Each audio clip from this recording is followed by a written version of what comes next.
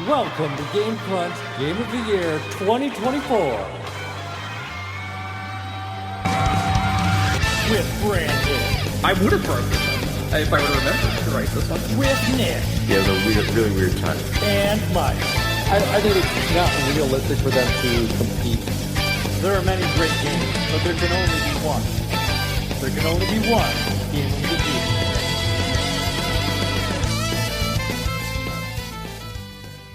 Welcome to Game Crunch Game of the Year 2024. My name is Mike Anastasia. With me today we have Brandon. Hello. And Nick. Hi. And we are here to talk about the greatest and best things of 2024. Yep.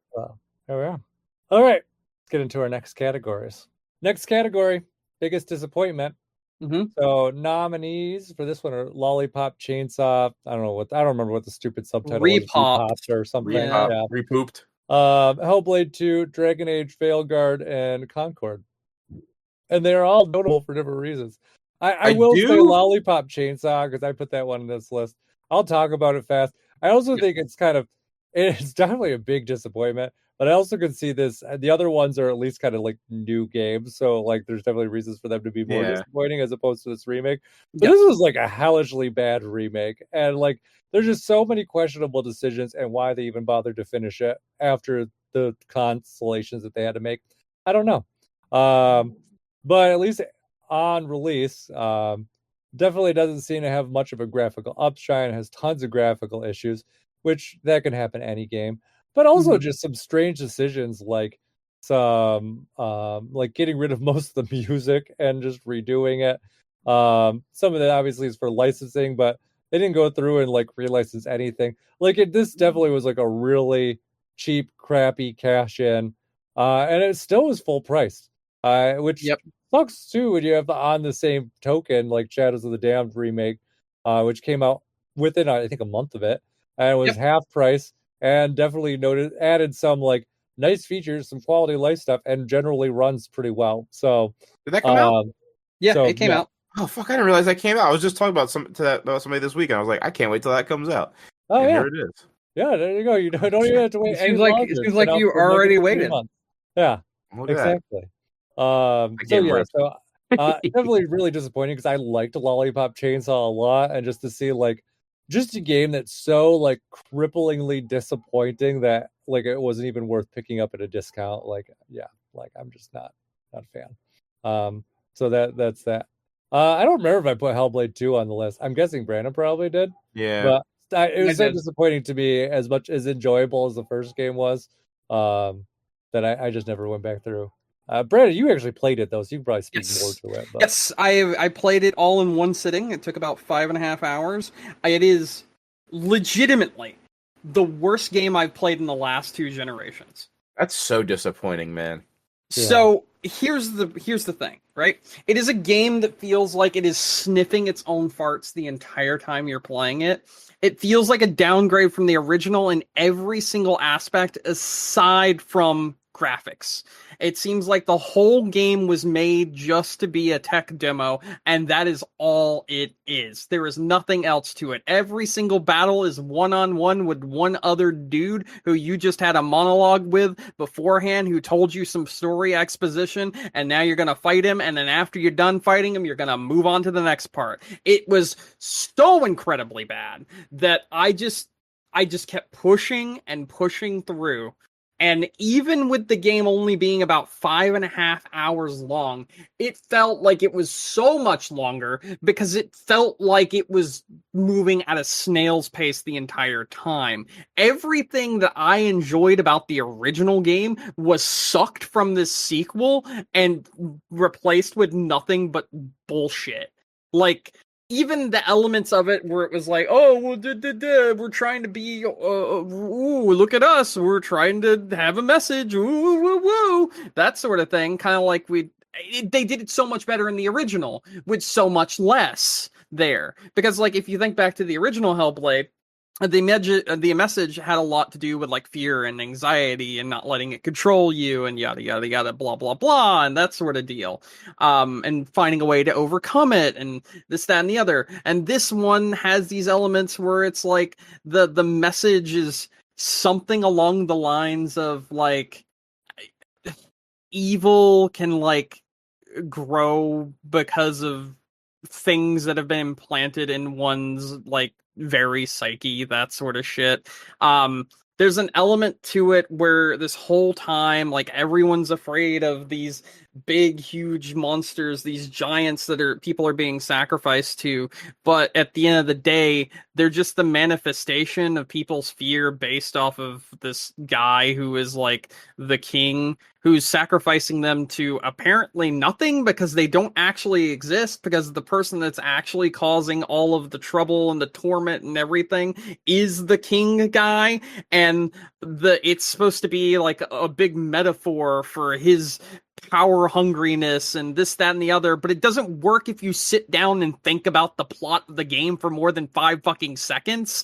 And the whole game is trying to be like, I'm a big metaphor for this thing and for that thing and yada yada yada blah blah blah, but it's just not interesting. It's just not good, and it's not fun to play. And the one single element of this game that is good lasts for like 5 minutes, so it's like, okay, well, that's gone now. And that's this one boss battle where you're like running from thing to thing, and like as the music's like going off, like on the big like downbeats where it's like big and heavy and reverberating in the song, the monster like is attacking you also, so you have to like move from cover to cover. So like even when there's a cool part, they still have to break it up with this like cover element, which doesn't even really work that well. And the whole game's just a fucking mess, and I fucking hate it. I legitimately think between the Xbox One and the Series X and Series S and PS5 and Switch and yada yada yada, I'm gonna say this is the worst game I have played since like the original PS4 release. It is that bad. I hated it with every fiber of my being. It's crazy too, because I feel like this has been the game that's been like hyped up the most for the entire life of this console. Yes, so like absolutely. One, to release a tech demo for a console like halfway through its life cycle, it's crazy. That's insane work. But also, like, what were you working on for so long? It was only the it tech. was only 5 they were working hours. on the tech. They were working on making this game look as good as humanly possible, and they did a great job of that. It's just, it's a game I don't care about. It doesn't matter. I actually have the full stream, which is 6 hours and 8 minutes long, and 28 minutes of that is because I had to take a phone call. So literally like 5.5 hours of gameplay. Played the whole game all the way through, and it just was not good. I hated this game. I hate it so much. I'm literally looking at the stream right now and being like, fuck this game. Sorry. Fair. I put Dragon Age Veilguard also on here. I didn't get to play this one, but I'm curious where you fall on this, because I feel like this was a very divisive game this year. I feel like I saw people who enjoyed it, and I also saw people who hated it. Mm-hmm. And to not go into it too deep, the people who hated it for like shithead kind of reasons. So I'm curious as to what because I know you're like the Dragon Age, I think, fan out of the 3 of us, right? So I like Inquisition, and I like the first game. Gotcha. And 2's good, but it's more hack and slashy than the original. The first game's my favorite, and I do like the first game quite a bit. Here is my thing. Okay. I'm going to agree for one very specific reason. All right, and Nick, I need you to let me finish before you start jumping up and down. Okay. I'm not gonna say nothing. A lot of the shithead he takes are correct for the wrong reason, and there is a very specific reason. So this game is definitely trying to be more political, more reaching towards a different side of things, and doing something different, and having that be the backbone of the game, which doesn't make sense when you put the other games into perspective alongside this one. However, right? It feels fake. It feels like it's a very surface level way of handling these aspects, and I will present this first and foremost in this way. There is a character in this game who is non-binary. Okay. Which, fine, whatever, who cares? However, The second this character leaves your party and is gone, the characters that have supported them in their entire thing start, like, quite literally calling them the wrong thing. Because the way they were saying this was like, hey, I'm non-binary, but I prefer to be this. This is what I prefer.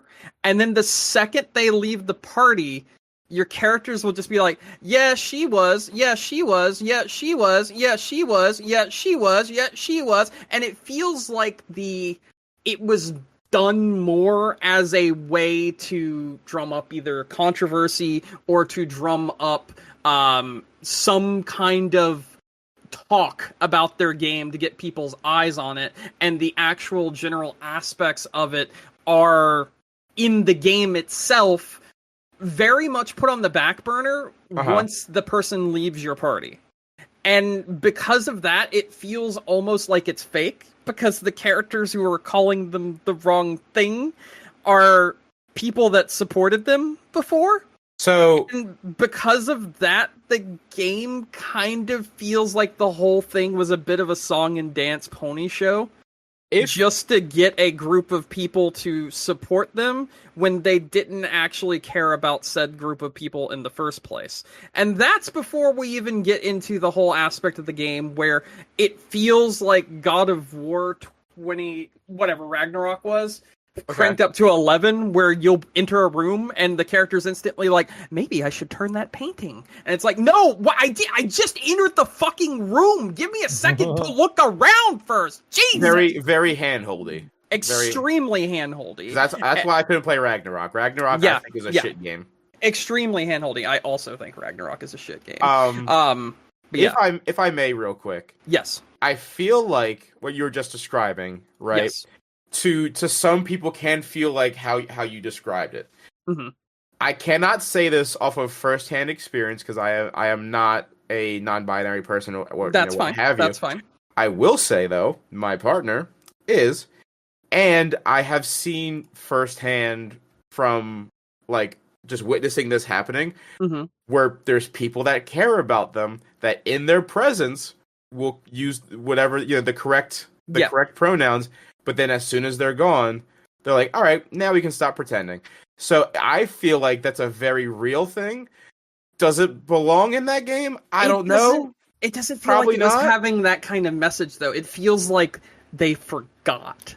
You know what I'm saying? Like, it didn't feel like they were trying to say, like, that, like, like have that, because I understand what you're saying. It's a very real thing. I do think that is a very real thing, and I do agree with you there, and I understand that completely. Yes. What I'm saying is I felt like it was a very surface level thing, and once the character left, the actual writers no longer gave a shit. That's what I felt like. You feel like it's more so the writers were like they fell out of a trance and they were like, anyway. Yep. Yeah, I feel like that it was more like the writers, while that character was on screen, was like, all right, we need to meet a quota. We need to do a thing because that's what it says here. And then the second that character was gone, they're like, all right, I don't give a shit no more. Part of me wonders if, do you think the writers thought that the players are just so stupid that if they were to use the correct pronouns, they'd be like, what the fuck are they talking about? I wonder that too. That's the thing, right? It feels like a night and day difference in writing once that character leaves. It almost feels like a different group wrote for that one versus the rest of the game. And I don't really know if that is the case, and I don't really care. Yeah. What I care about is the fact that it feels disconnected. And then on top of that, like I said, already having something like that in the fantasy world that is this game, and having other things such as, like, I don't know, fucking the weird surgery scar stuff and whatnot in a fantasy game where you can just fantasy anything, just feels really weird in the first place. So, not because it's giving you the option and like that more people are being, supported and whatnot. I don't care about that. That's fine. Whatever. It's just in a fantasy game where you can already just fantasy anything to happening in the first place. Why do the scars need to be there?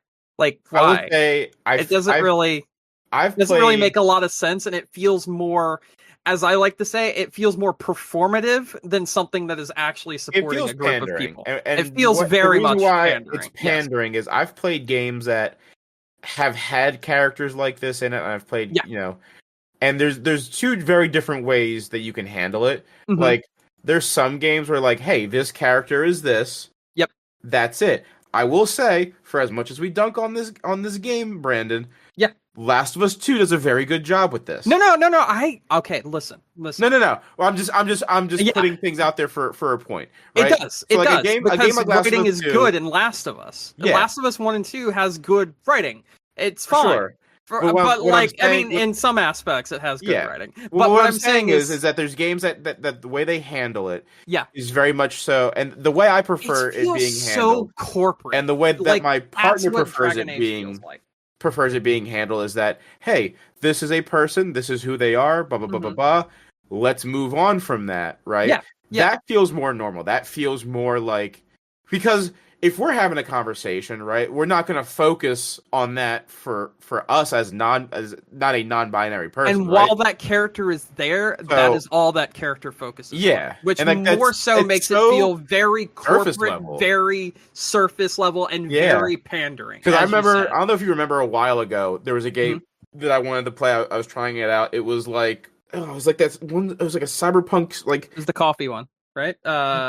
Read no. Access Memories? Read Only Memories? read that one. Yes. Yeah. Because I had just finished playing Valhalla, and that was like a recommended game. Yes, that game's good. one of- That game's really good. I love Valhalla, but my problem with that game is that it's the same kind of thing where the writing was very kind of like, it's pushing it at you and like be like, hey, look at this, look at what we did, and it's not done in a way that's like genuine to the people that's trying to represent, right? Exactly. Or makes sense in a way for the game story wise. Mm-hmm. So like, I will say, like, the stuff that I saw about Veilguard, like when they were talking about that stuff, I'm like, all right, cool that we're like getting to a point where we're putting this stuff into games, but can we not make it like a clown show? Like, can we not make it that it's almost like a joke of what we're trying to represent? Because that's what makes people kind of hate all of them.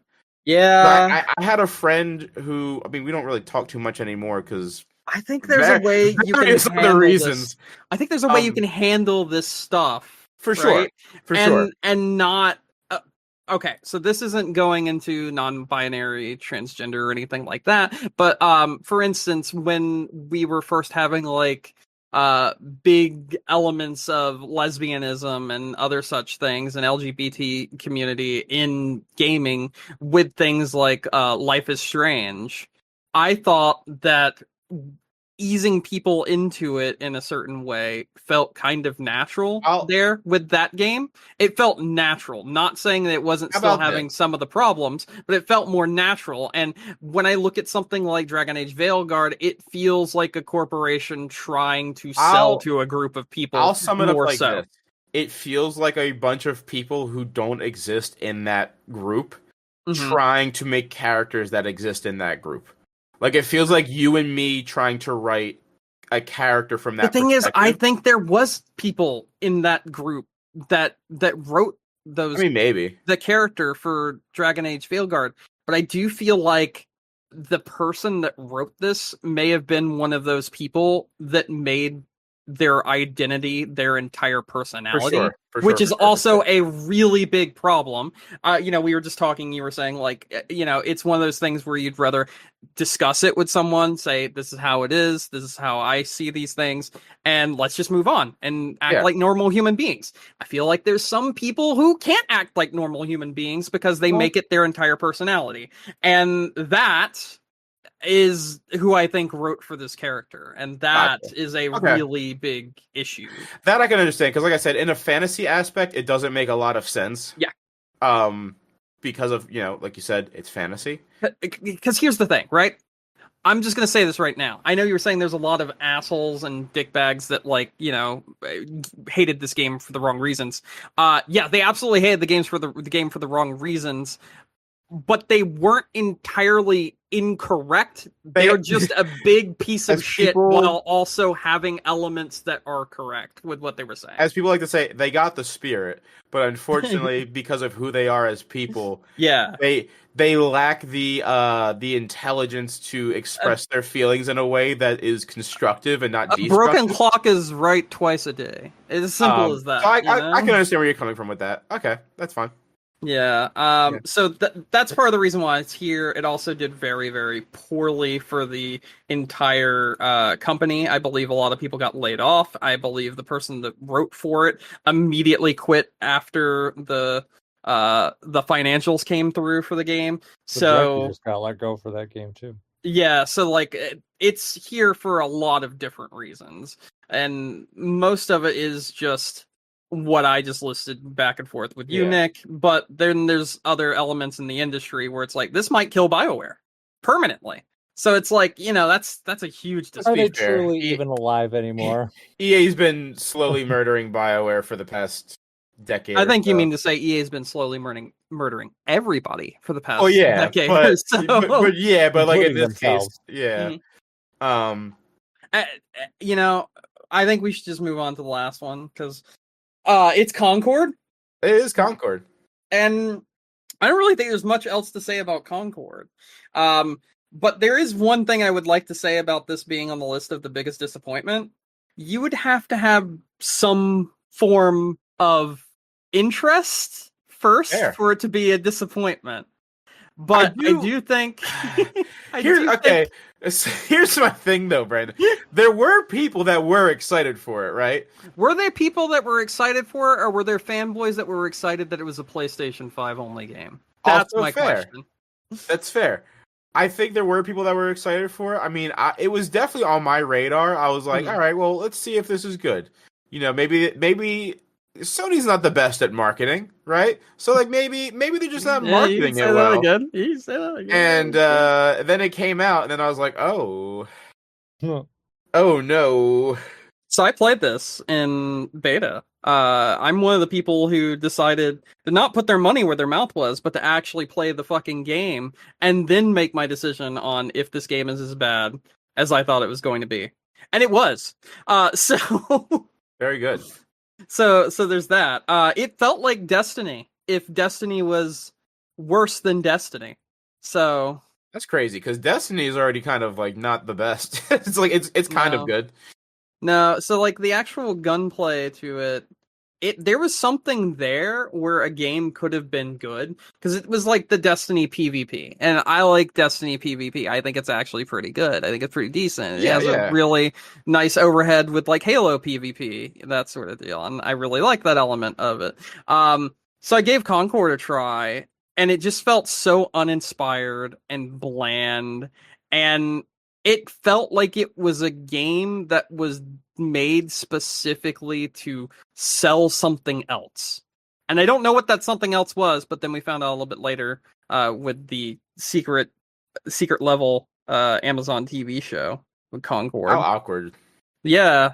How awkward the fact that the episode of Concord in Secret Level was supposed to introduce season 2 of Concord. Yikes. Every single character in that episode in Secret Level does not exist in the game, nor did they ever.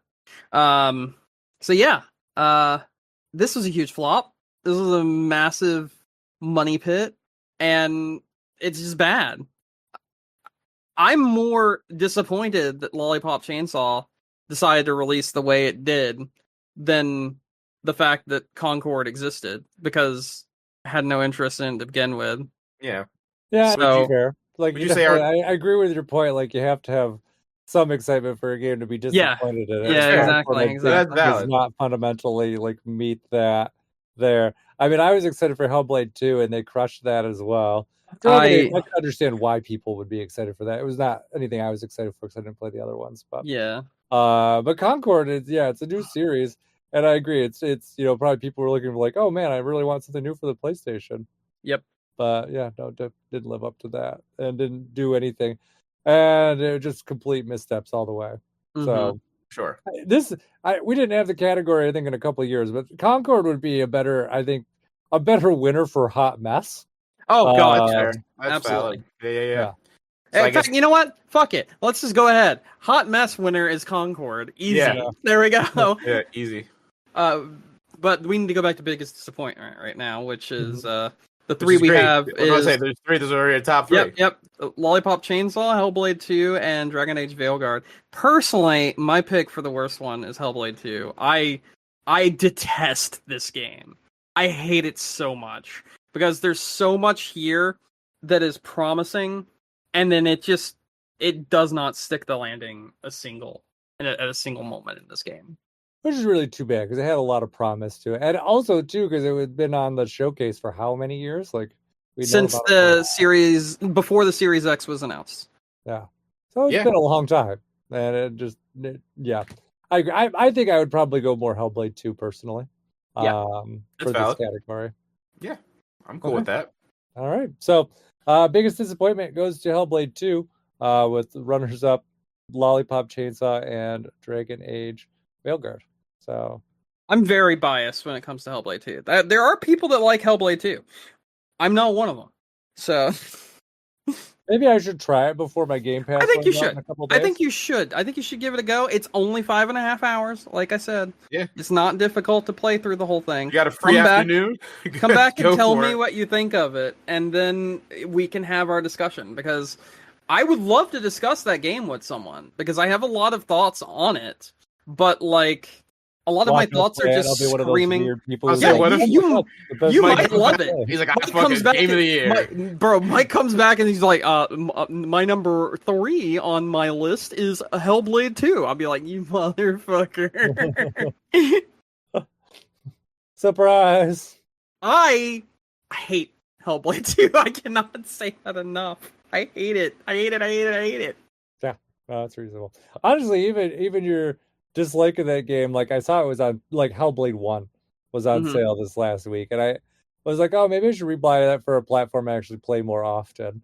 And I thought about it, and I was like, oh, I don't know. I'm so disappointed with Hellblade 2. I don't even know if like I can bother to play the first one again.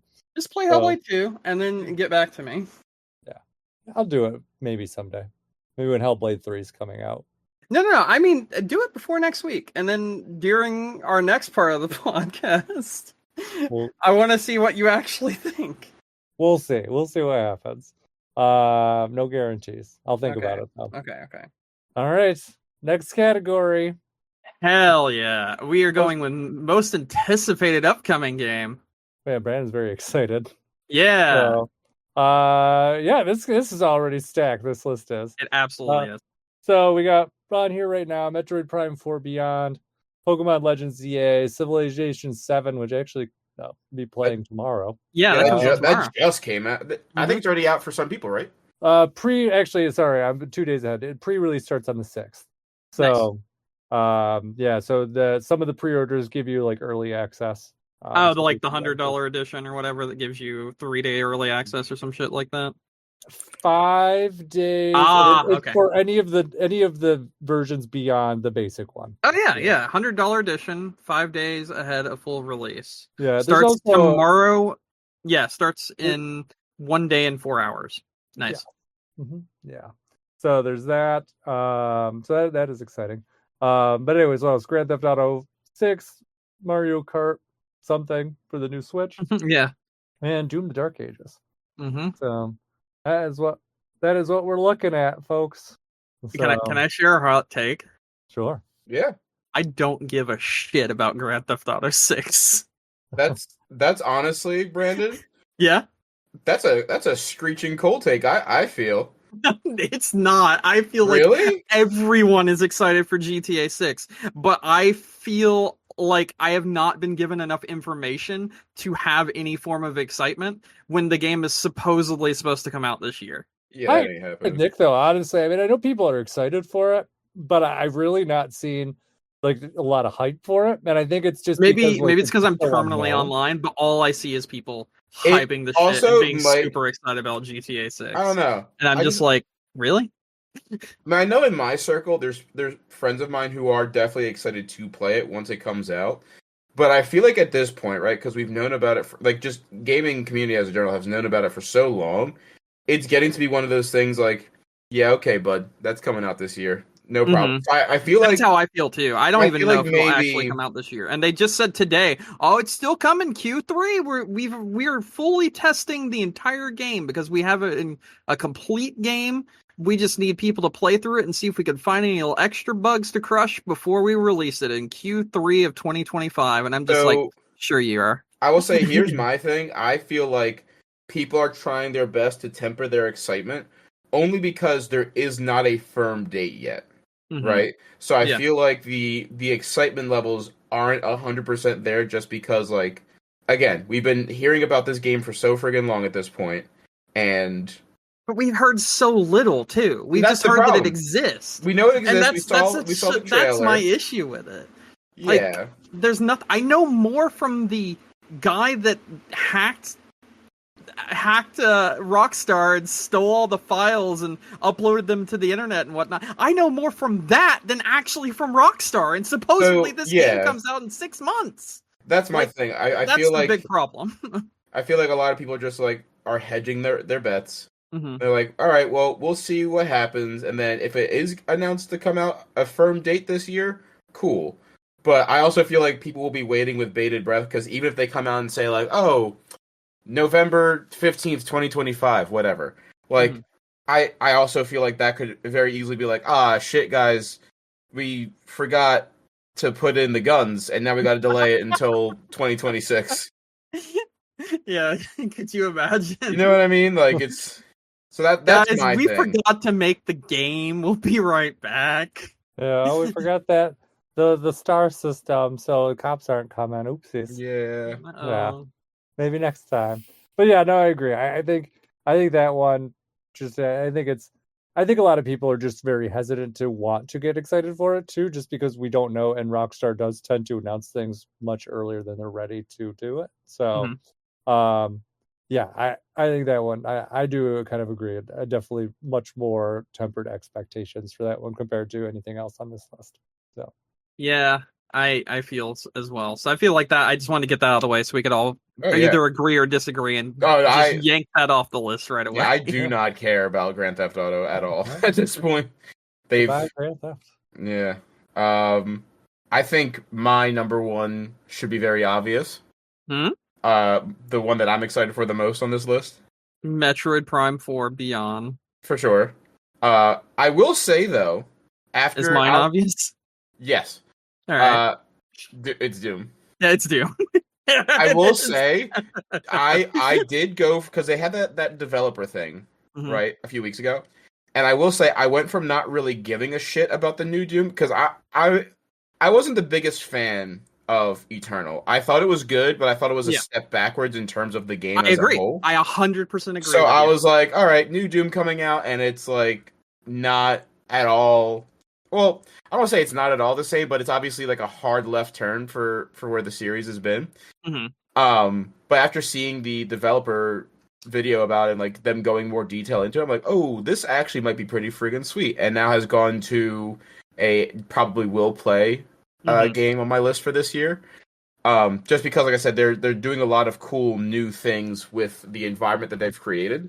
Yeah. So I'm actually super interested in that game now. Yeah, I actually, much like you, felt like Doom Eternal was a bit much. I didn't dislike it. I thought it was still a very, very good game. However, I thought it was a step back as well from 2016. I thought 2016 was as perfect as you could get it. Oh, yeah. And then looking at Doom Eternal, I was like, this is really good, but like you added too many things to the pizza pie, and I like it, but like it's not as good as the last pizza you gave me. And that's how I kind of felt about Doom Eternal. But looking at what they did with this, it feels like bridging the gap between like original Doom, where they had like really big kill rooms full of like monsters everywhere and whatnot, and Doom 2016, which this game does take place before Doom 2016. Yeah. So I do think that the things they have here, where it's much less about like, you know, platforming and much more about ripping and tearing like Doom 2016 was, that makes me really excited for Doom the Dark Ages. Yeah. And I really want to play this game. And I get to very soon, because out of all of these, it's one of the ones that actually has a release date. Yeah. Like a solid release date, May, right? May 15th. Yeah, that one's very exciting. Civilization 7, I'll say, is probably just me. So I'm okay with this coming off the list. I'm very excited for it. It's gotten very good reviews. I am interested, though, Mike, to hear what you have to say about that game when it comes out. Because I know it's kind of been polarizing. Because I've heard with some reviews that they're like, oh, they've dumbed the game down too much. Yeah. And I know you're like, I would say you're like a more of a hardcore player because you've played, I would assume, all of them at this point. Yeah. I've played 5 and 6. I played a lot of Civ 5, and I don't think Civ 6 was as good as Civ 5. So, and I don't know. Yeah. I think it's the Civ. But I didn't do the DLC. I will say that. And that's the issue, and that's at least kind of how Civ always kind of comes out. It comes out with like a pretty weak vanilla game, and then it's all built on by the expansions. So, and it sounds like, at least from what I've heard, definitely a solid framework for what Civ 7 is to become. Yeah, but it definitely still, at least from what I've been reading, I mean, it's not that it's necessarily bad, but it's different. And it seems a lot of the complaints now are more like UI based, but there are some changes I was just reading about, like with military victories, it really is not like all about taking over capitals like it had been in Civ 6. It's kind of about getting nukes and utilizing them. So that's kind of more where that comes from. And then obviously you have the kind of the changes between the ages, where you have like a different person there that's kind of directing that civilization. Okay. So it does seem like it's very interesting. I did do the early access one, so I'll be able to talk about it next week. So yes, there is that. I am looking forward to it.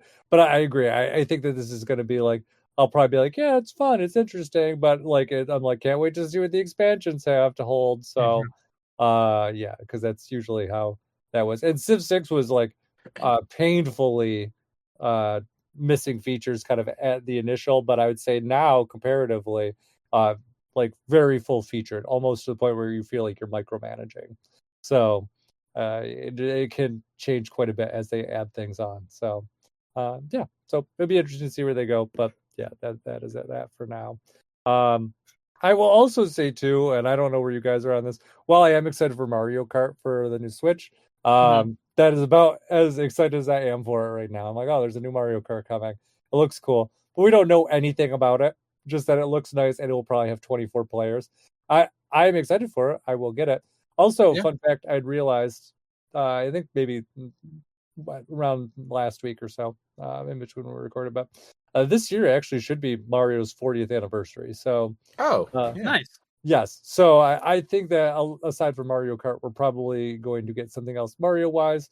But I also think that because it's the 40th anniversary, we're probably going to see something special with Mario just kind of overall this year.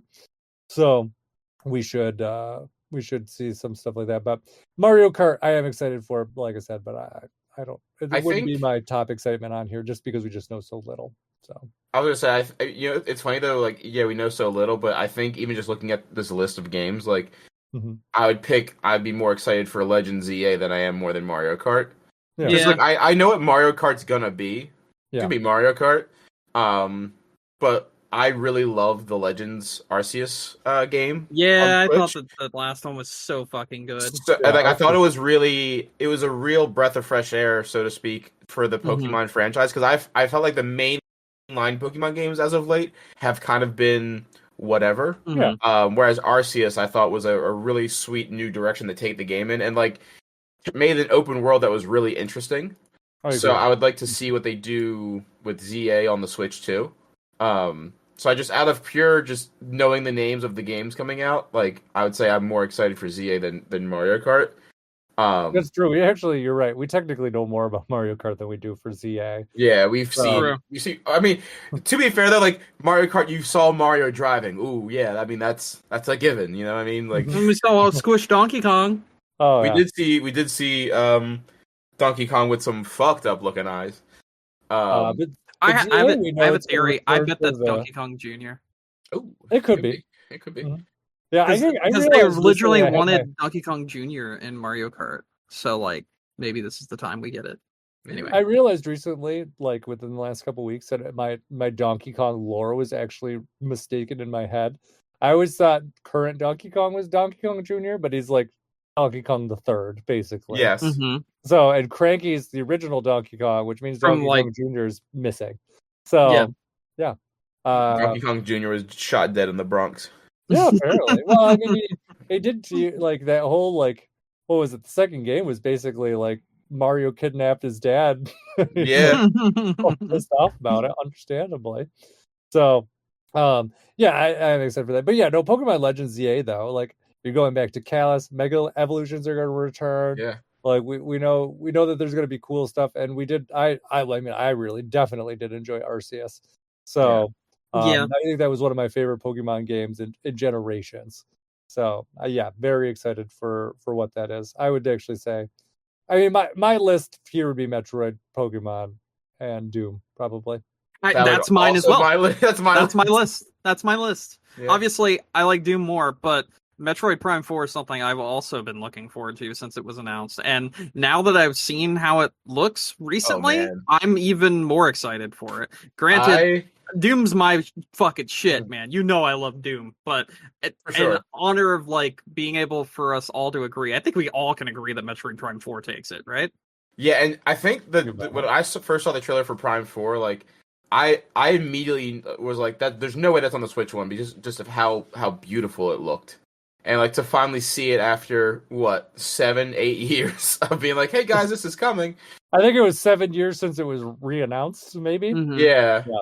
And like now we are, from what they're saying, getting it this year, and we're gonna have that big Switch direct in April, so we could potentially see more of it there.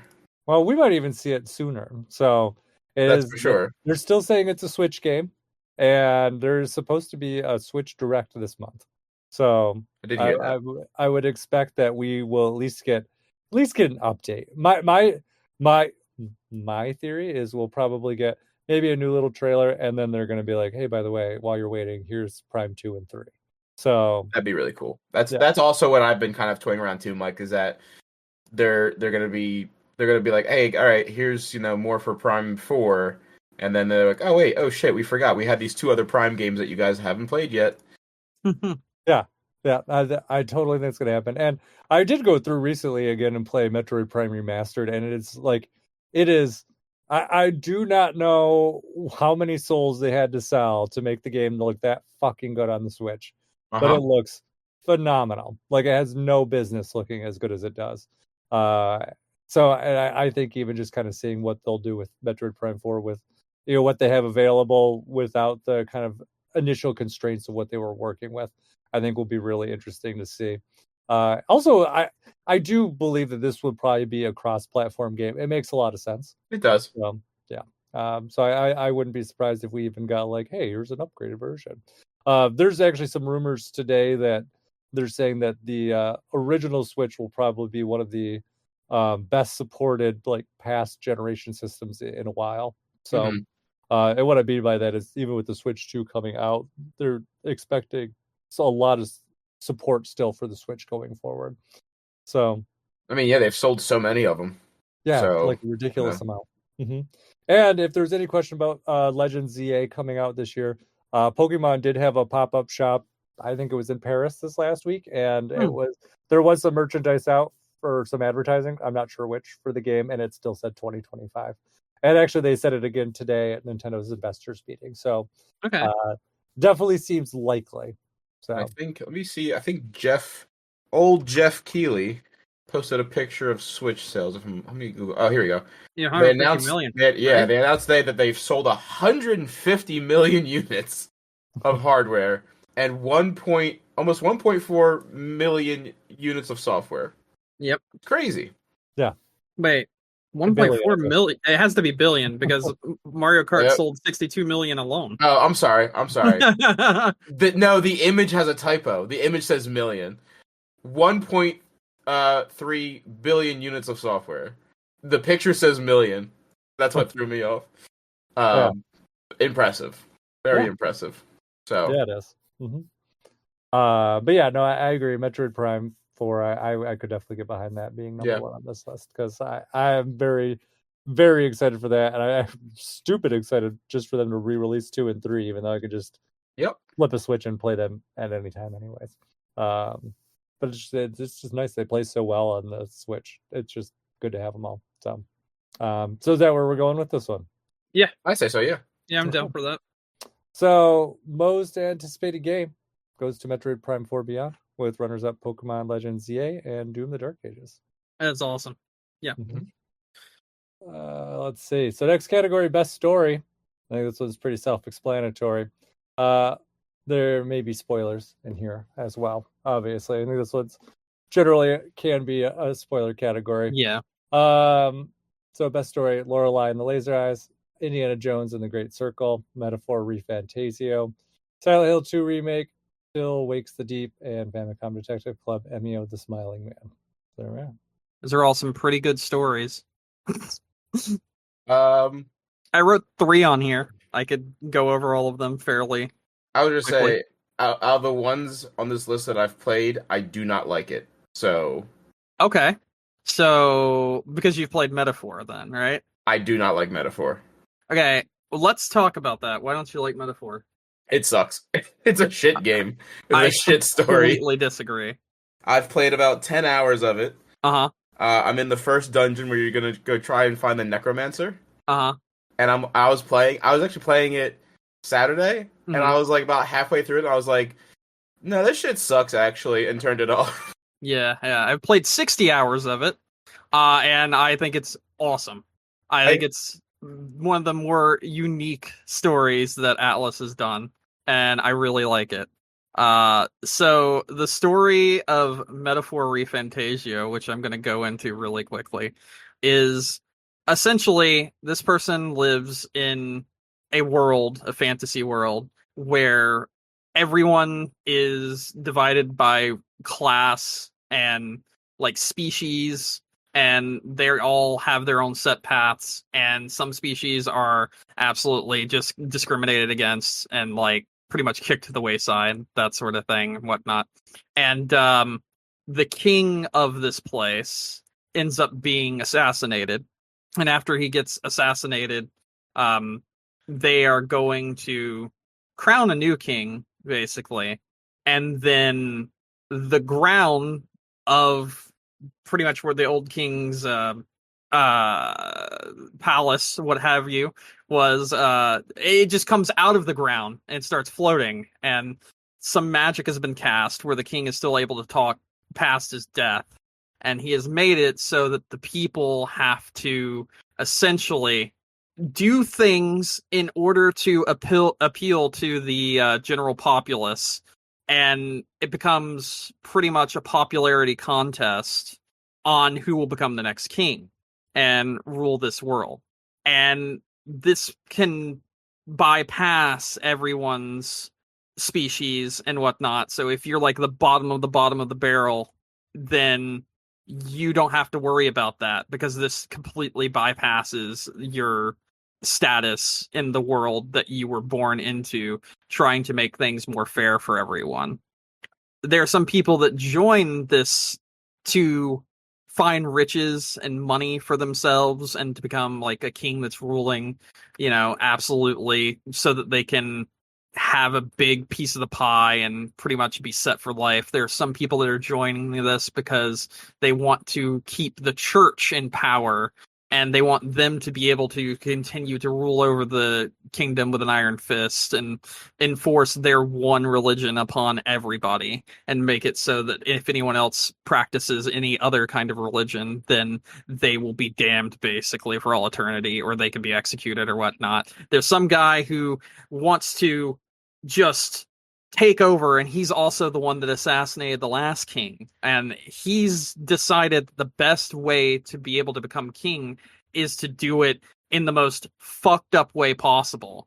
So basically anyone gets in his way, he's just going to kill them. That's his decision. That's how he's going to win, with fear. But his plans, if he does become king, is to abolish, the things such as a class status and whatnot. So he's giving people what they want, but he's doing it in the most fucked up way possible.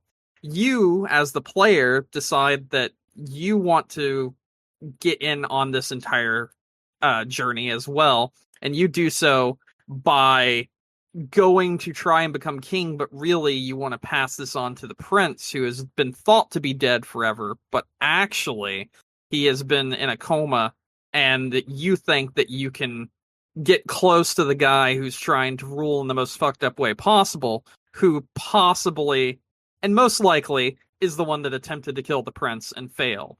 So we think this is the best way to get close to him in this little contest, basically. So it's kind of got like some spy motifs here where you're trying to get into that guy's cabinet and be like, I agree with the way you're doing everything, and I think what you're doing is the correct way to go about it, but I still also want to be king as well. It's a contest. I'm going to be part of your cabinet, but I'm also going to try and get people to vote for me, but at the end, I'll give it all up to you, whatever, it doesn't matter.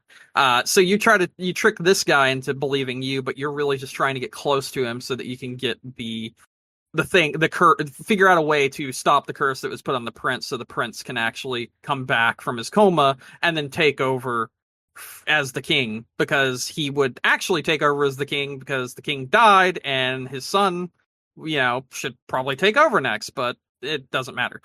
One of the interesting things about this game is the fact that you, as the character, have this book. And this book that you have is a storybook explaining a world where people aren't, shunned by their status via their species and whatnot, and everyone lives together in harmony and works together for the benefit of everyone. And it's not something where you're damned immediately at birth. You can have a chance to rise up those ranks. You can do the exact same thing you're doing in this contest, but it's in another world, and that's what we're basing this contest off of, and what you want to be as a king. And that other world is our world, the real world, as in Earth. And the book, the fairy tale book that your character is reading and basing all of these things off of, that he wants the real world to become in his game, is actually our world. It talks about like cars and like gigantic buildings. It talks about all these other things. And as you're going through this game, you meet up with a lot of people and have like relationships with these people, but not like loving relationships like you do in the Persona games and whatnot. It's more of like having them agree with your takes, and it's almost like a presidency, but at the same time, there are lots of hoops you have to jump through that are elements of like Pokemon, where you go off to defeat the Elite Four, or you go off to several different places all around to defeat each gym leader, but instead of it being like gym leaders or whatever, you're defeating these monsters in these places so that you can bring this specific thing to go on to the next level of the contest. So like first level, you have to bring the biggest head in the entire world, and instead of that head being the head of a monster or a beast, you guys think that you could bring in like someone that was a murderer, and then you find out things about that would-be murderer, and there's a whole conspiracy there that you have to take care of. And what it comes down to is you actually end up bringing in someone that's of power, who has been lying to her people that she's been manipulating the entire time. And you, to keep your place in this contest, get a person that's like high up in power in the entire like world of this game. She's like a big name. You get her absolutely just fucking executed in front of everyone to prove your point that you're here to make sure that justice is served and everyone has a place and everyone has a chance, and that the higher ups can't just be, they can't just get away with anything that they're doing. And I'm being a little bit vague with that, but the general consensus of this game is you go from country to country, like island to island, that sort of thing, and explore it, find out about their people, learn about the people, find a way to get these people to come into your group, your cabinet, and join you and get the favor of all the people so that you can essentially become king at the end of this entire thing, or act like you want to become king so you can actually give the kingdom back to the prince if you're able to solve this problem, this curse that was placed on him by the other guy that's in the contest as well. There's a lot of really interesting elements to this, like several different societies that you end up meeting that are supposed to be like absolutely barbaric, but you find out things like, oh, this is just something that was perpetuated by other groups because they didn't like these people because they had different beliefs and ideas.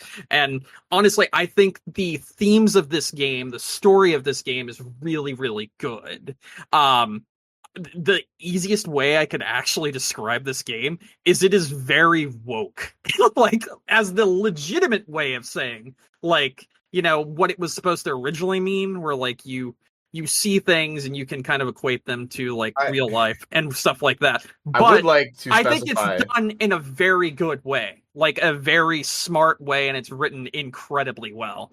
I do not understand how you think this game sucks. I really don't. I would like think to this is one of the specify that best I don't written think it games. sucks because of that. I think it sucks. No. That I understand that. It's boring as all hell to play. The combat is not fun. You didn't even finish the first thing, which is the tutorial. I shouldn't. If I don't like the game after 10 hours, I'm not playing it. I'm sorry. It's very slow start, and I understand that. It's not fun.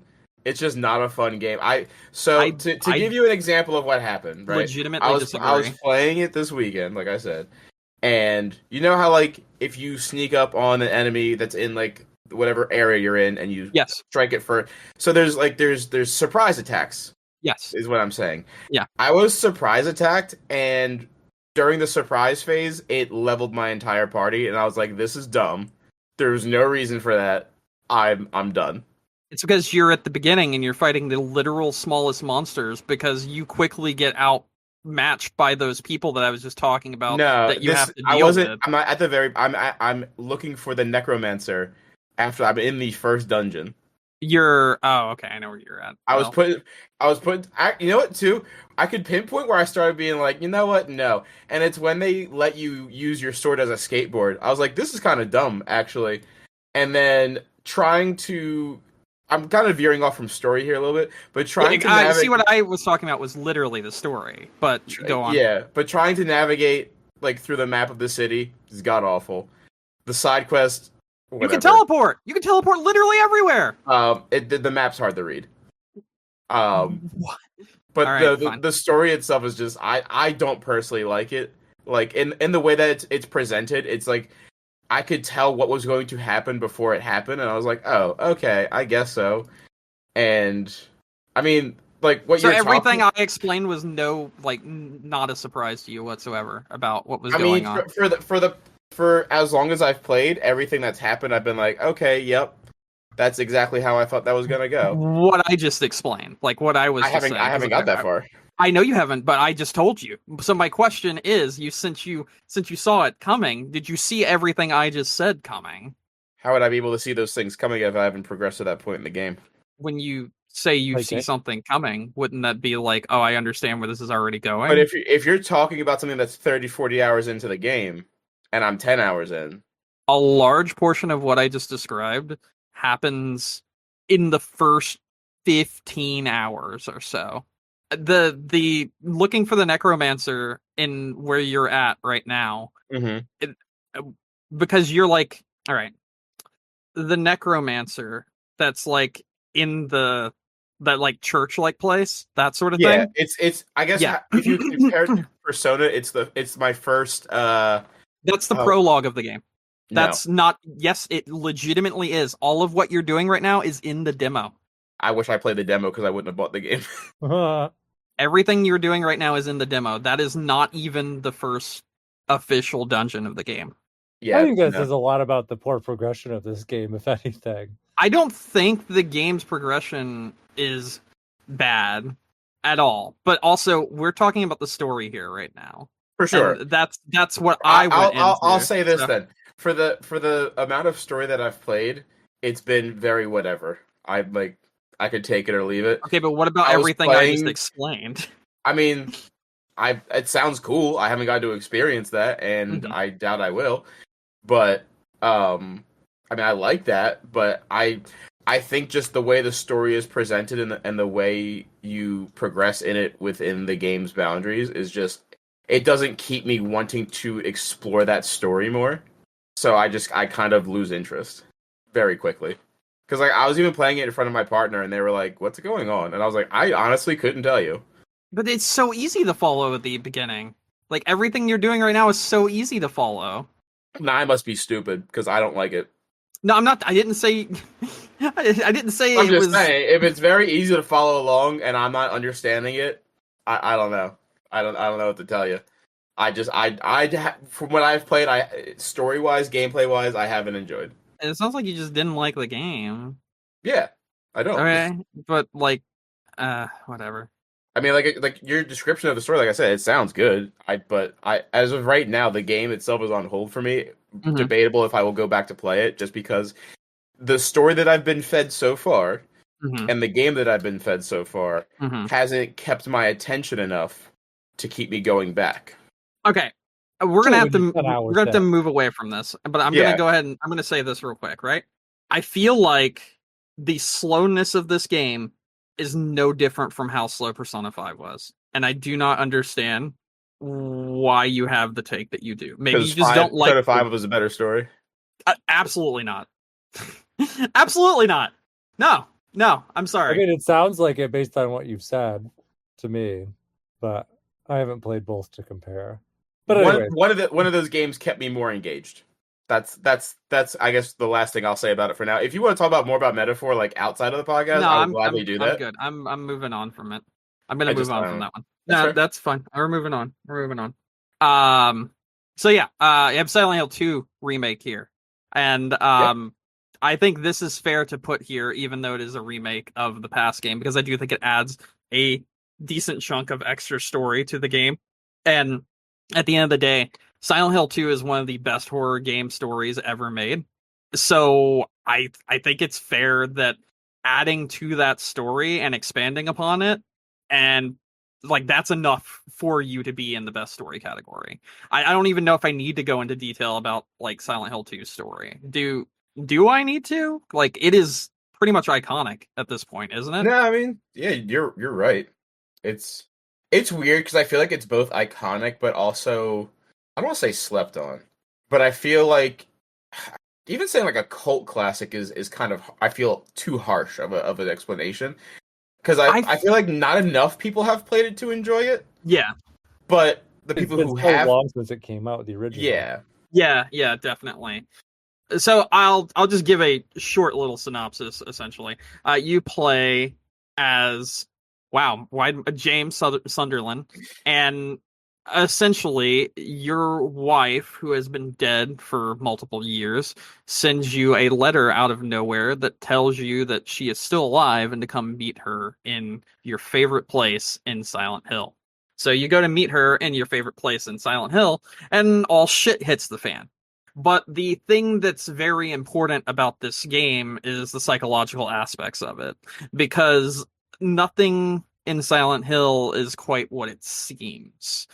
And a lot of the enemies and the world that you end up in this game is essentially a manifestation of your own twisted psyche because of something that has happened to you as a person, as James Sunderland. And the world is essentially trying to wake you up and show you what actually happened. You know, you're trying to come to terms with your wife's death, but there's even more to it than that. And as you play this game, you find out what is going on. And I think that the way everything is presented in this game is just incredible. So, like, if you've played the original Silent Hill 2, that game is like a 6, maybe 8 hour adventure. Like, you could, and then you could speedrun it in like 2, essentially. Silent Hill 2 Remake is about 25 hours long. So they've added a substantial amount of stuff that really, really adds to the game rather than taking away from it, and builds upon the story that they already created, which I thought was just incredible work. So that's why Silent Hill 2 Remake is on this list. And my last one I have written on here is Still Wakes the Deep. I really enjoyed this game. You play as someone on a like oil rigger out in the middle of nowhere who's like going about his normal daily job, and then something happens to the ship and you start having these like hallucinations, and then you start seeing all these other things, and the ship starts being absolutely destroyed, and all these like tentacle monsters start coming out of nowhere, and like the place starts getting completely run down and just absolutely just becoming decrepit very, very quickly, and you're trying to figure out what is essentially going on here. And turns out that when you guys were digging, you woke something up, and it did not like that you're there, and it's going to make your life hell now. So you and all of the people that are working on this ship are trying to get to safety by getting to the top of the ship. So that you can escape via helicopter. But as you are doing this, more and more eldritch beings that you have woken up from the deep start to take over more of the ship and destroy more of people's psyche and destroy the ship as well and try to stop you from leaving. And I think this game is like crazy good. It's very short, but it lasts just long enough to tell its story and then end, and it does a really, really good job of doing that. So yeah, those are my games I have on the list. Okay, let's see. Well, I got the other three here. Mm-hmm. I don't know. My entries for best story this year are kind of, I mean, they're stories, but I don't know. I didn't play anything that really like captivated me this year, story wise. So here's what I got. Here's my best efforts. So kind of do it in a different order. Famicom Detective Club, Enio the Smiling Man. This is as you talked about in the past categories. What am I looking for? Text adventure, like point and click adventure, with a story in there, kind of similar to say like Phoenix Wright kind of thing. But this game in particular, it starts off you're investigating about these urban legends, and as you do, you come to find out this one about the Smiling Man is probably based in some reality. Basically starts out with a murder of I want to say a teenager, and he was found with like a paper bag on his head with like a smiling face, and they're like, who murdered him? This, that, and the other. So that's kind of that's the big story there. You do end up finding out like, hey, this is based on real events, and there was a real murder previous to this. So is this like more of a continuation? Is this a serial killer coming back decades later kind of thing? I won't spoil it because I feel like the crutch of this type of game is kind of the build-up as to kind of where it is.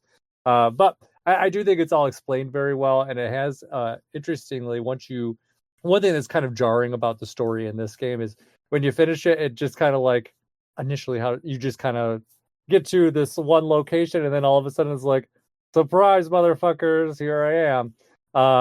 And then you figure out kind of what's going on. So it kind of, in its initial thing, is very abrupt, but then there is like after you beat it, there's an epilogue kind of story that kind of explains all of the backstory and really dives deep into the villain characters' history, and kind of went into what went into the events of the game and kind of how everything went down. So I do think that it covers itself well with that. But if you played a detective story, not too terribly different from the stuff that you're going to get there. But I do think that it's enjoyable and really does a good job at, explaining itself fully. So you got that part. Lorelei and the Laser Eyes. This one you are I think if I remember, you're a reporter and you get sent to a hotel. Again, murder mystery. You're trying to figure it out. And in this game, it's a puzzle game. So you're going through and solving puzzles. And as you solve the puzzles, it gives you more of the story. Sometimes it's through scenes, like you can see scenes from the past that kind of sum everything up together, or you can get like little journals and things that sum it up there. This one definitely is not storytelling through like narrative. It's more like storytelling through notes and stuff that you find through the environment. Kind of self-telling story. But it's fun. It's also, like I said before, this game is very Suda-esque, so some of the stuff is very abstract. Like you have these random people that show up with these, I don't know, like illuminated red glowing heads with sigils on them. So it does have some weird stuff in there. A lot of the story is kind of more like psychological, but it does all come together. Again, it's a murder mystery, so I'm not really going to spoil out where everything kind of falls, because that is kind of the linchpin of it. But there's that. Indiana Jones and the Great Circle, I do have a bit more to say though. This is from top to bottom an Indiana Jones story, which is pretty good. I will say, mad props to Troy Baker for his role as Indiana Jones. He really nails Harrison Ford, and I think that helps propel the story even further. But basically, it starts out, you are if you remember Indiana Jones, in his normal job, he's an archaeology professor at a college. So he's at his college, hears this noise, goes out and sees what it is. It's the Candy Man breaking in, stealing something from the college's small museum. If you've ever seen like a college museum, a lot of times they have them, and they're just kind of like maybe like a room or like a slightly larger than normal room that's just set up with a bunch of objects of interest that the college has collected, for some period of time. That's how it is in this one. There's a bunch of artifacts there that they have dug up or recovered over the years and had on display there. First mystery of the game is actually solving what's missing, because a bunch of stuff is broken and disheveled, and they're like, what the fuck did he come in here to take and disappear? So once you find out it's this cat statue, you're able to track him down to Italy, and that's kind of where the adventure starts. So you're really kind of following the interest of this, and you're like, well, why does this man want this? And then at the same time, you also have the Nazis that are after it too.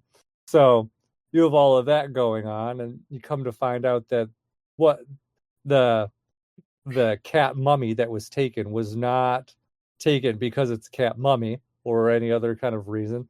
It's because it's this relic that has to do with the Great Circle. Basically, it's points of interest that form a perfect circle across the globe if you would kind of line them up point to point. And there's supposedly one of these special relics at each of these sites that has mysterious power, and then if you get them all together, horrible things will happen. Of course, it's Indiana Jones. That's where it is. So it does kind of continue down, and it takes quite the sci-fi turn there when you find out the relics are basically imbued with, I don't know, I think God's power, if I was going to describe it in one way or another. And they do actually have strange powers. Think like the Ark of the Covenant, if you've ever seen Raiders of the Lost Ark. Kind of similar to that kind of strangeness. So I would say the story definitely involves teleportation. There's some strange teleportation events that kind of end up in there. And also, as you're going in strange places, like, where do you start out? You start at the Vatican fighting Nazis. Then you head to Giza in Egypt. You're looking for stuff related to the pyramids. Is another one of the Great Circle sites. You're looking for another relic there, trying to stop the Nazis from getting it. Then it kind of takes like a story detour, and you end up in where do you end up? I think it's South America for a period, if I remember. But there is a giant military boat that's stuck on top of a mountain, and you're like, how the fuck did this get here? But there's another relic there, so you got to figure all that out, and it all kind of ties together, culminating in what the boat. Sorry, I was going to ask this question, right? Yeah. The boat, since I know they like to do this, like because they did like the Ark of the Covenant and stuff like that, is the boat supposed to be Noah's Ark? Spoiler alert, that's the end of the story. Ah! Yeah. It gets there, but the boat the boat I'm talking about is not Noah's Ark, but it does make an appearance. That's kind of cool. I like that. Actually, so kind of where this all goes is once you get all the relics, they plug into basically the steering wheel of Noah's Ark. That's fucking sick, dude. Yeah, and basically they're creating the Great Flood, and you're trying to stop it. Is basically what ends up happening. Whoa, that's neat. Yeah, it is. It's a really good story from top to bottom, and it's still kind of like very, like I said, Indiana Jones. Like it's just wild, but it's um wild, comical, not always set in reality, but kind of very realistic, if you know what I mean. And yeah, it was a lot of fun. I did really enjoy kind of where it ends up going. The main villain in this game, his name is Voss. He actually does a great job of like holding his attention and really kind of standing up on his own. So he is a very twisted person, but a very kind of like real villain character with kind of real motivations for kind of what he's doing. And like I said, all of this is really supported by like a top notch cast, because they really help propel the story. It's very well voice acted, very well acted out, and they give it seriousness, even though, like I said, this story, as I say it out loud, just sounds insane, and it is, but they do a good job of giving it like the seriousness that it deserves. So I think that's pretty good. So I think those are my three. Okay, pieces. Nice. Mm-hmm. I'm actually sad at myself for missing this one this past year. Yeah, I know it was on Game Pass, and like I was like, oh, I'll get to it. I never did. But by all accounts, everything that I saw about it, I was like, this looks phenomenally well done. Yeah, Indiana Jones is excellent. So I said to Brandon when we talked about it, there's the game is a bit buggy. It's Bethesda, so that should be expected, I guess. It's not as well. I don't know. I'm gonna say it's not as buggy as Fallout used to be. So people definitely had issues from being able to complete it though. So it literally locked them out of progress. So there definitely are issues, but there is supposed to be a bug fixing patch that's supposed to address all of the major issues coming out this month. So nice. That should fix up a lot of that. Despite that though, I still would highly recommend it. Like I ran into maybe some little bugs when I was playing it, like nothing that really stopped me. There was some like minor side quests that were completely unplayable. Like I could not do them, finish them, because they just did not show up. But otherwise, nothing that really stopped me from playing, and I really enjoyed it from top to bottom. Like I could not put it down. So it was very good. Okay, cool. Yeah. Anyways, where are we feeling on this list? I mean, I feel strongly about two games here, and I wrote both of them. I now know Nick does not, and will probably absolutely decline one of them, and that's fine. I mean, that depends. Why do you hate Still Wakes the Deep like that? I know, right? Well, no, I mean, if there's no other, I can say no to it all day, but if Mike decides that Metaphor doesn't stand up to the games that he put besides Indiana Jones, then I mean that's true. That's 2-1. That's true. It's true. 100%. My three personally would be Silent Hill, Metaphor, Indiana Jones. Those would be my three from what I was hearing with what Mike was describing, and from what I've been hearing, also from other people and from Mike in other podcast episodes about the game. I think Silent Hill 2, being one of the best horror games ever released, with one of the best horror stories ever made, being redone as perfectly as it was and being expanded upon. I mean, at the end of the day, it was already one of the best ever horror game stories, and now it's in better version of one of the best ever horror game stories. And that's why I would pick that for number one. Two, I would pick Metaphor, because I do think that even though you have not gone far enough into it, Nick, I think the actual story of Metaphor is expertly crafted, very well done, and very thought-provoking in some cases as well. And then Indiana Jones just sounds really fucking cool, like a great movie of Indiana Jones. Yeah, I think I said this on the podcast, but I honestly would consider Indiana Jones of the Great Circle to be like the sixth movie. It is equivalent to, and in some cases better than, some of the movies. So yeah, I think if I was going to rank the three that I put up here, from strongest to weakest stories, Indiana Jones would be number one, Famicom Detective Club would be number two, Lorelei would probably be three. In terms of stuff that I want on the list, Indiana Jones I think is probably, like I said, the strongest case there for the stuff that I had put up. So there's that. Otherwise, I mean, I guess I just really not as invested for the other two. So, all right. Out of curiosity, how do we feel about just straight up giving it the Silent Hill 2 remake? That's fine with me. That's completely fine with me. But what did they change about the story from? I know you said they added new stuff. But... So it's not that they changed things; it's that they expanded upon and gave a lot more backstory to stuff that we already had been given little subtle clues to in the original Silent Hill 2. Like, we went to several different places than what was in the original. We expanded on different people's characters and the way that people react to different things in the world, and the expanding upon of it is what makes it so great, because you take what was already pretty much a perfect horror game story and then you make it better by adding. How did they expand it? So there are places that you did not explore in the original, or you didn't explore enough, such as the like jail cells and the like underworld jail scene and everything. You see a lot more of how that place was like actually operated and how all the fucked up shit that went on there. You see a lot more of the other world, the like Silent Hill, the spooky Uber and the creepy place. You understand a lot more about how that place was created, by all the suffering that's going on by several different people. It expands on how people such as Angela was assaulted, and the world that she sees as opposed to what you see. It expands on how James's psyche is slowly being torn down over time as you go further and further into the game, and you start to become more unhinged as you start to come back to reality. It really just brings a lot of the things to the forefront that was in the game before, but just adds more to it. And it doesn't take away from it by adding the more. It more of enhances what was already there. Okay.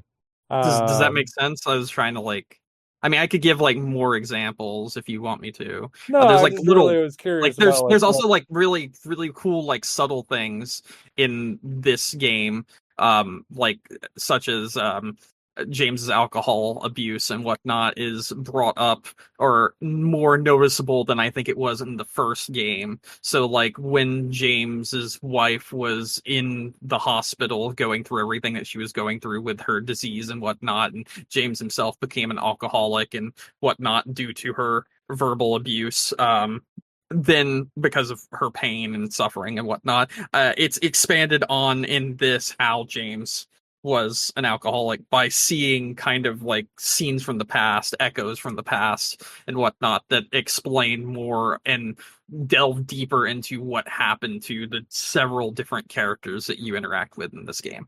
Good, I guess. You cut out. I couldn't hear you. I just said that's good, I guess. That's really all. I didn't say too much. Yeah, I feel very strongly about the Silent Hill 2 remake. I'm very surprised at just how much of the story they were able to, add to without diminishing any of the original story. And I think that they did a fantastic job the way they handled it. Yeah, I'm fine. I'm fine with wherever on this list, I suppose. I guess I don't think I'm too invested in really anything. I don't think you are either. But yeah, I'm fine with Silent Hill. I don't think I could care less about Metaphor.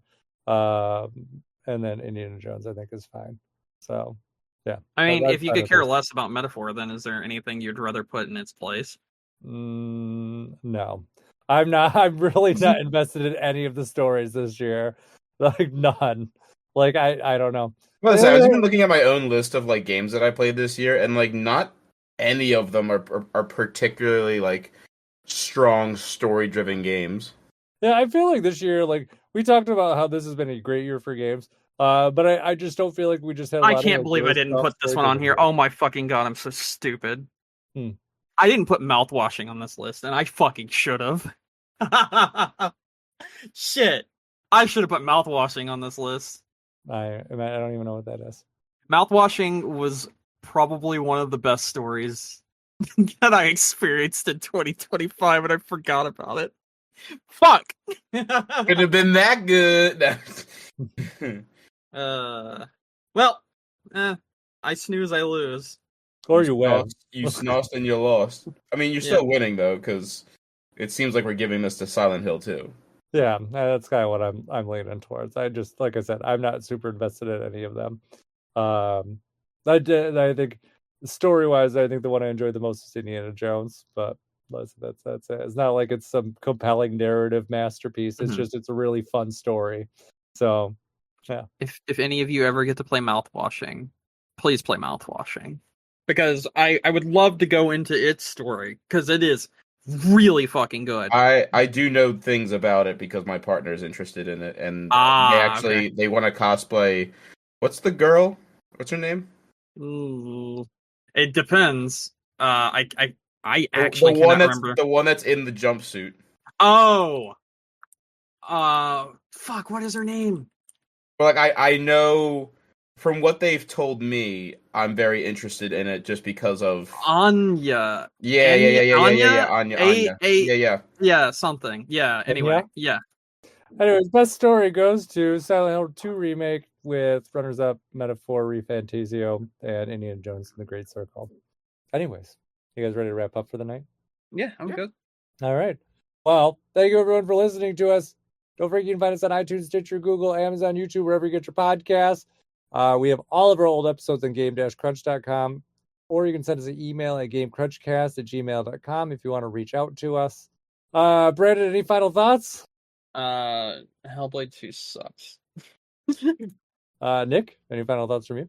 Yes, if I could just plug something really, really quick. Of course. If you are a fan of the Elder Scrolls series or the Fallout series or a Washington Capitals fan, you may have heard, may have not heard Wes Johnson, the voice actor. He was Sheogorath in Elder Scrolls. He plays Fawkes in Fallout 3, and he's the one selling the swatters in Fallout 4. Had a bit of a medical emergency and has been on life support for the past week. Oh, geez. So there's a GoFundMe raising money towards his medical bills and whatnot. So please feel free to look that up and support in any way that you can, because he's a hell of a guy. I've met him personally. Super, super sweet dude, and very big talent in the world that we play games in. So definitely, if you have anything you could pitch, even if it's like $5, yeah, it'd be definitely helps worth with it. medical bills. Wanted to plug that real quick. That's very nice of you. I actually had just read something about this person while we were doing the podcast. I didn't know all that information, but if I just, again, I don't want to take up too much more time, but there was I go to MagFest every year, and he is a local to the MDVA area. Oh, cool. And there was one year where I knew he was going to be there with the rest of the cast of Fallout 3. And I didn't get a chance to get them to sign my copy of the game when the signature portion of their panel was up. And I was like, shit, oh well, you know. And then the next day I was at another voice actor panel, and he was there with the rest of the cast, and I like timidly walked up to him and I was like, hey man, like I'm sorry about this. Like I didn't get a chance to get to you guys yesterday before the cutoff. Is there any way you could sign the copy of my game? And he was like, hell yeah, man. And then he called the rest of the voice actors over and like, hey guys, let's sign this kid's game, this guy's game real quick. And I was like, holy shit, like just super, super awesome guy. That's and awesome. just like I said, one of the friendliest people I've ever met. So he's definitely somebody that I admire in that world. So again, if you can kick anything towards him, definitely be greatly appreciated. That's awesome. Yeah. Very much deserved, it sounds. And honestly, you got to help out people when they need it. Yeah, because medical bills are not fun. So no, they are not. No, they are not. Anyways, I don't have anything profound to follow that up with. Sorry, it's a hard act to follow. It's okay, I know. Anyways, that said, my name is Mike Anastasia. You can find me online on Clash of Penguin there or on your favorite gaming console. Stay tuned for more Game of the Year coverage. We have our overall top 10 list and our personal list too. Those are all coming up. And until next week, game on. Game on. Game on. In the night, the screens are glowing. Voices whisper, stories flowing. Game of the Year, who shall win? Let the guessing games begin. Tensions rise as votes are counting, anticipation all surmounted, players' dreams on the line, let the reach a steep incline.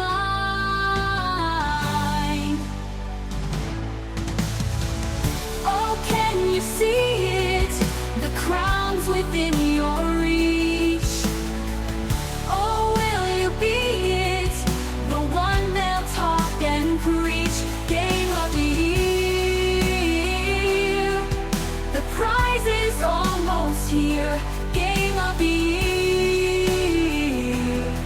This moment crystal clear. Behind the scenes, the arguments, streams of data, evidence, critics' marks, score by score, who will stand and roar. Every click, every tap, the weight of every map, hopes and fears entwined as they watch the time. Whispers fill the air around, who will wear the golden crown? Excitement at its peak, with each game critique. Oh, can you see it? The crown's within your reach. Oh, will you be it? The one they'll talk and preach. Game of the year. The prize is almost here. Game of the year. This moment crystal clear. Behind the scenes, the arguments, streams of data, evidence, critics' marks, score by score, who will stand and roar. Roar. In the night, the screens are glowing, voices whisper, stories flowing. Game of the year, who shall win? Let the guessing games begin.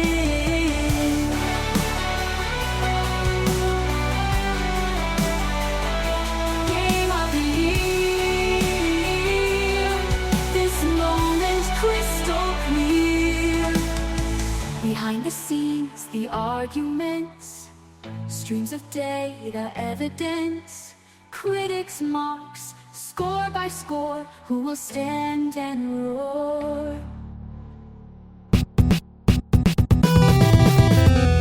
Hello. Oh, he's muted. Hello. No, I muted for a second. I was just getting everything together. Sorry. Hello. We're running late. Okay. I fell asleep. I was Shit. I was laying there. I had like all these alarms set. I don't know if I slept through them or they didn't go off, but Bro getting his I know, long welcome. shoes in. I was like looking at my watch. It was like 6:10, and I was like, "Oh, my alarm's gonna go off in 5 minutes." And I just woke up, and I was like, no, that did not happen." So That's crazy. I'm like beat down today, apparently.